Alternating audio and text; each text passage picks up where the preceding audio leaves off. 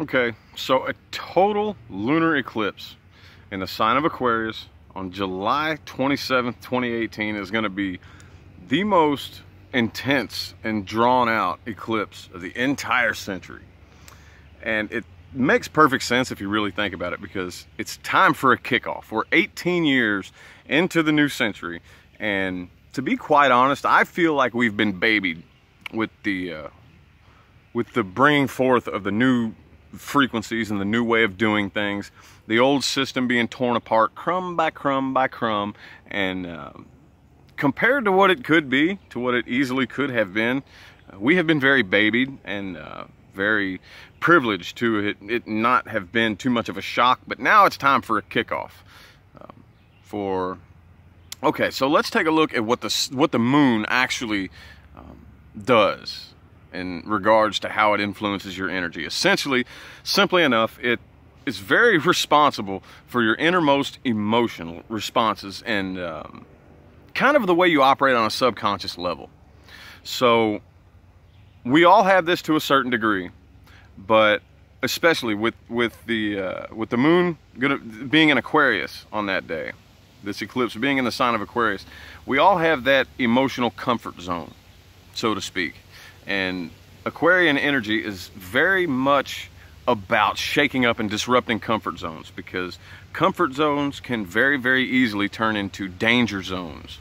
And this can actually be also why you will notice in a lot of Aquarius people, they can tend to go through long, drawn-out negative spells, and that is because that Aquarius energy is it can produce some pretty negative reactions with the way it shakes up the comfort zone to expose a bigger truth.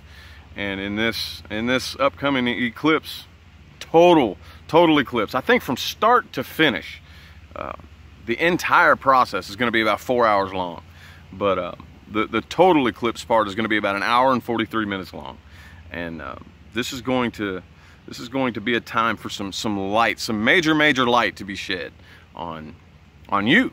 So a lot of people ask, well, what should I prepare myself for? Well, it depends on what kind of work you've done. Have you done the internal mental work, the internal emotional work, the mental work, the psychological, just kind of observation of the self?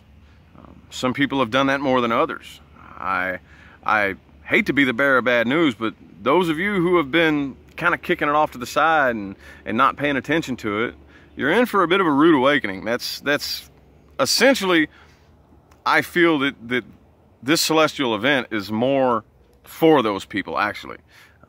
We all do it to a certain extent, but there is a pretty condensed piece of the population who does have that very attitude, ah, la la la la, can't hear you, la la la, that offends me, la la la la la, this is my safe space, can't hear you, not taking in any information, la la la la.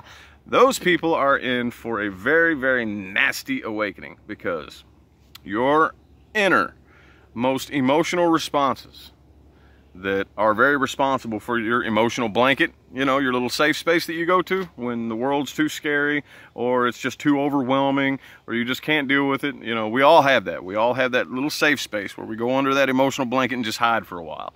And this total lunar eclipse in the sign of Aquarius, this insane blood moon, is all going to be about taking that blanket and ripping it off and bringing those things to the very forefront. And it's going to be right in your face. Okay, so does this serve me or does this hinder me?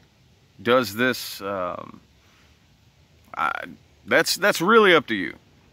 So I hope everybody has prepared themselves, but more importantly, I actually kind of hope that more people have already done the inner work.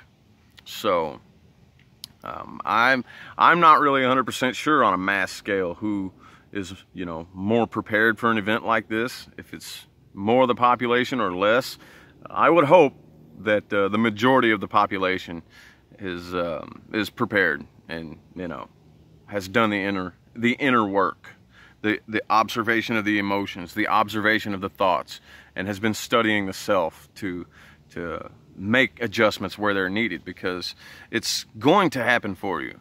So I would strongly recommend embarking upon the decalcification of the pineal gland, as I've said in my videos. I do have videos on that. I'm going to do a few more in the future.